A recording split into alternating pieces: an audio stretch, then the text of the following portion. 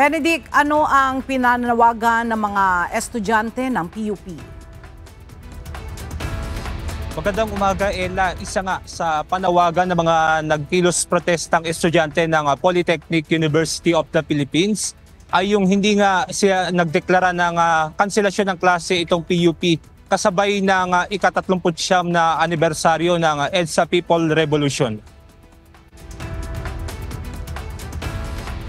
Pero kahit may pasok ngayon ang POP, tinatayang nasa 1,000 estudyante ang lumahok sa gagawing walkout patungo sa EDSA Shrine. Kabilang sa panawagan ng mga ito ang pagkakaroon ng malayang pamamahayag o press freedom. Ipinanawagan din ng mga estudyante ang impeachment ni Vice President Sara Duterte at pinupuna ang ginawang paggastos nito sa confidential fund. Inaasahan nga na ngayong oras ay patungo na nga itong mga estudyante doon sa EDSA Shrine.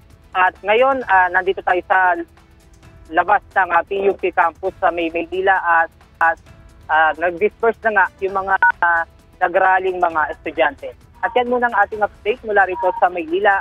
Balik sa inyo dyan, Ella. Maraming salamat, Benedict Samson.